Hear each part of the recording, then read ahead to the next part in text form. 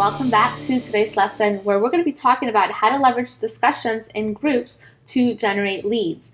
Now, in the previous lesson, we talked all about how to leverage LinkedIn posts and posting that in the groups to generate leads to either your website, your opt-in page, or to just really show your value to your prospects inside of groups and through the LinkedIn community through the polls platform. So today we're going to talk about another kind of discussion that you can do so that you're not always just posting links and posting out content, because you don't want to only do that. You don't just want to be a one-trick pony. You want to provide value in several different ways. So we're going to engage in group discussions and build authority with prospects through other methods instead of just always posting links. And I'm going to share with you how you can use the group search so that you can find prospects that are asking for your services. And I'm going to share with you best practices for posting in groups week in and week out. So let's get right to it. So here we are back on LinkedIn, and I'm going to go to my groups. And first I want to start out by showing you how you want to provide value to other people's discussions in groups. So let's say I go to Accountants in Practice. And then I just want to scroll down and see if there's any place that I can potentially chime in on and provide some value, but also while you're doing that, elevate yourself as the expert and intrigue curiosity in these group members' minds. Now, this group doesn't seem to be too active anymore, but still, if the discussion gets going, if I like this and if I comment on this, then this discussion is going to become more popular. So, for example, on this particular one, I would say, in this blog post, they're trying to say that cold calling can still work. So what I want to do in here is I'm going to say, no, I don't think cold calling can still work. It's tedious. It's much better to attract prospects to you that are looking for your services rather than having to interrupt somebody in the middle of their day when they don't want to be interrupted and you don't even know if they want what you have to offer or not. So no, this is an outdated strategy, and I highly prefer using things like search engine marketing, because through that I've been able to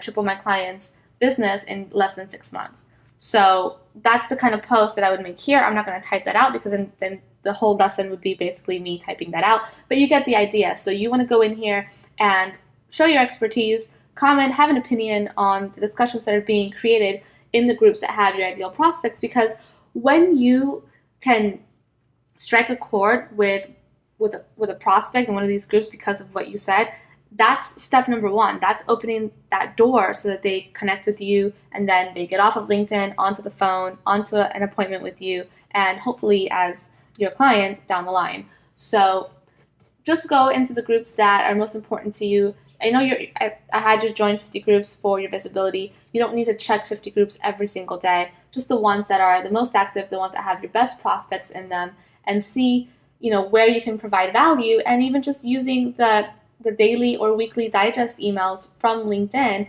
is going to send you a list of the latest discussions and the most popular discussions. So you don't even have to come in here and check this stuff. You can just go through your email, check it, and if you see a discussion where you want to put in your 2 cents, then come to LinkedIn, log in, and put in your comment, and then off you go. Now, another thing I wanted to show you, let me go into this group here, is how to check to see if your content is actually being posted. So same place, just going to the search bar up here, and then you want to go on discussions that you've started, and then you can see, okay, your discussions are actually going live.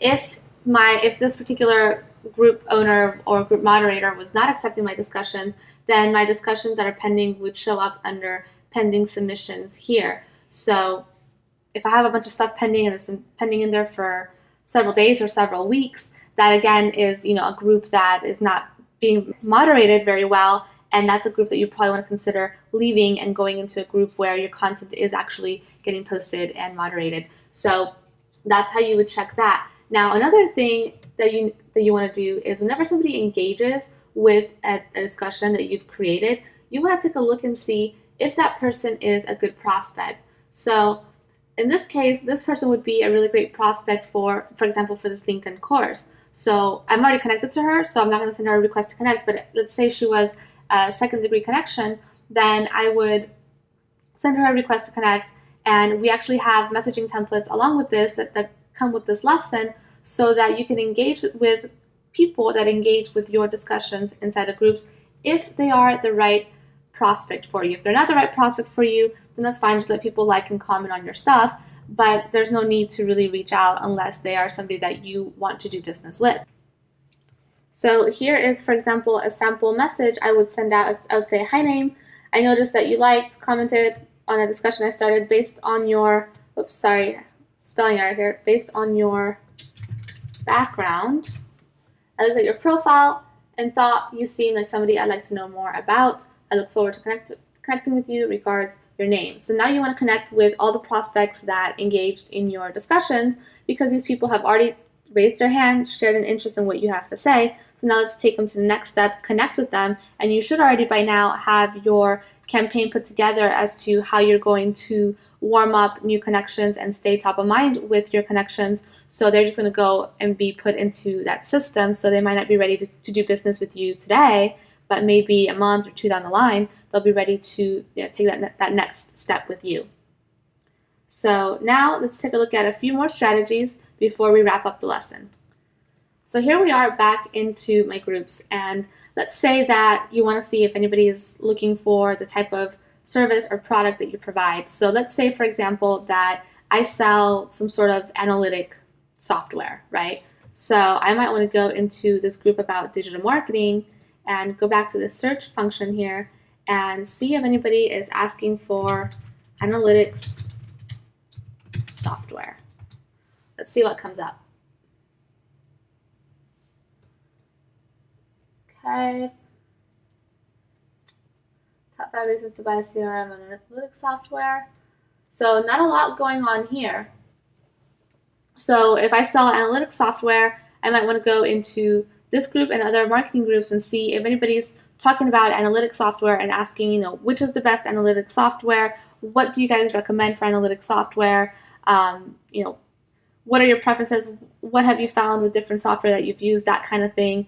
And you're not always going to find people that are asking specifically for what you do or what you offer, but sometimes you will. So it's worth a shot to just go in here and see if anybody is asking for the products or services that you have, or for advice on a topic in what you're knowledgeable about, so that you know that you can provide value right away, and that might be a really great lead for you. So the way that I found this strategy out a while back is when I first started out, I would go into the attorney groups and see if anybody was asking questions related to SEO, because SEO was all that I did back then. And I actually did find people once in a while, not always, but once in a while, people that were asking for, who do you recommend for SEO services? I need help with SEO. I don't know what to do. And then I would just comment on the discussion and then reach out to connect with that person. And in my message, I would say, hey, I noticed that you're looking for help with SEO. I'd like to help you out. Let's connect and chat further. And I've actually gotten clients that way because I caught them right at the right time. So is this going to be the case all the time? No, but it's worth a shot to come in here, once every couple of weeks and see if anybody has asked a question or posted anything related to what you offer or what you provide value about. Now, the last thing I want to talk to you about is how often should you be posting in groups. You don't want to overdo it. You don't want to be annoying. As far as providing links, you don't want to post more than 2 links per week. That's plenty. As far as discussions, 1 to 2 discussions a week in the groups that you're in is fine. So if you're posting, 4 times a week, 2 are links, 2 are regular discussions, that's fine. Or if you want to do 1 link, 1 discussion, that's fine too. You don't want to be overly annoying. If the group owner sees that all you're doing is posting, they might, reach out to you and say, hey, you need to let other people have a chance to talk, or you need to chill out. I've noticed that in some of the groups that I've managed is, people just posting all the time, and it does get pretty annoying. So after a while, I just start deleting all their posts. So they'll never get anywhere. They might as well stop. So those are the best practices for posting in groups. Now we should talk about what you need to be doing next.